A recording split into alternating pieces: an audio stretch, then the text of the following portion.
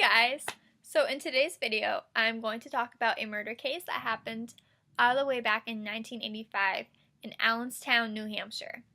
Now this case has a lot of twists and turns to it, and until this day is still unsolved.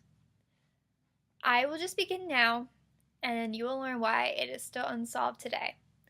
So in 1985 these two hunters were in a secluded area, and this is where these two bodies were found.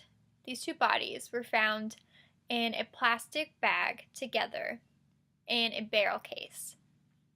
Now, the first body was a woman who was supposedly 23 to 33 years old at the time she was killed, with a young girl who was supposedly 5 to 11 years old when she was killed.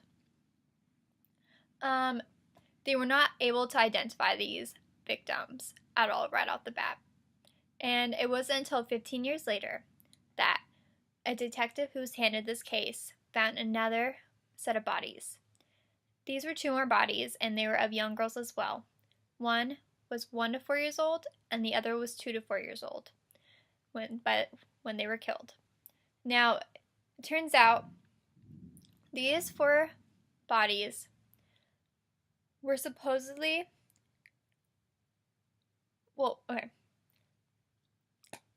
two of the 3 girls, I should say, were related to the older woman. And the other body, which was of the girl who was supposedly 2 to 4 years old at the time she was killed, was not related to any of them. And this is where it gets very, very confusing. None of these victims, none of them were identified. No one, even until this day, they are not identified at all. No one could figure out who these 4 people were. But nothing about this case started to unravel till 2016. So it turns out these 4 bodies were bludgeoned, and they were hit on the head, and I guess one of the bodies was dismembered as well. And this young woman in 2016 could not remember anything about her past. Everything was a haze to her, and so she wanted to figure out who her biological parents were. And it turns out her biological mom has been off the radar since 1981. So she filed a missing persons report on this mom. And it turns out her biological mom was a lady named Denise Bowden. Now, Denise Bowden disappeared from Manchester, New Hampshire, with her boyfriend at the time, Bob Evans, and her daughter, who was an infant at the time.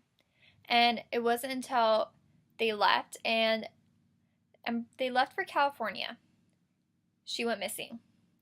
Now, police and detectives and the FBI suspect that she may be dead. And this is where more of this case starts to unravel. So Bob Evans was convicted of murder in 2002 for his wife, Yoon. Now, his wife was found dead under the floorboards of their house, which she was still living in at the time she was dead. She was mummified, and he had covered her in litter, kitty litter. It wasn't until after the murder of Yoon that the police and detectives started to suspect that maybe these 2 different cases, along with the case of Denise Bowden, were somehow connected. Bob Evans turned out to be a drifter. He would drift from state to state with different identities. And it turns out Bob Evans was not his real name. His real name was Terry Peter Rasmussen. He kind of pulled the typical sociopath, psychopath thing, yeah. So somehow as he was drifting, he ended up having more kids. So he supposedly had 4 other children, and his 5th child was the little girl who was supposedly 2 to 4 years old that was found along with the other 3 bodies in Allenstown. So he killed his own daughter and supposedly killed Denise And he also killed his wife.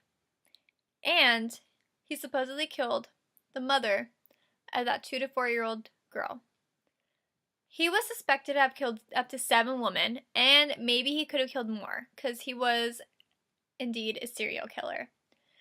Now, we cannot figure out the rest of his mysteries because, unfortunately, but yet fortunately, Bob Evans died in prison in 2010, which has complicated this case a lot.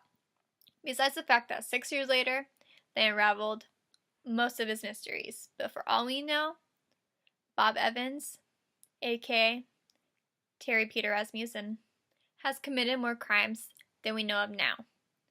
Now, I'm going to leave a link down below in my description box of a website that you could look into to read up on this case. I only told you everything that I thought was important, because everything else is kind of everywhere.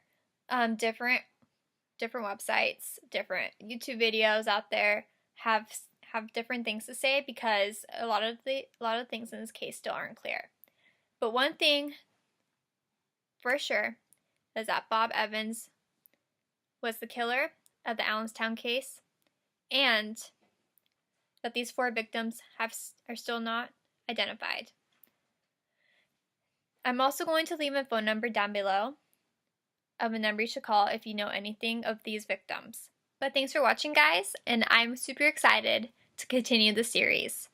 And if you haven't already guessed, my new series is going to be on murder mystery cases. And now if you enjoyed this video, please like and subscribe, and have a nice day.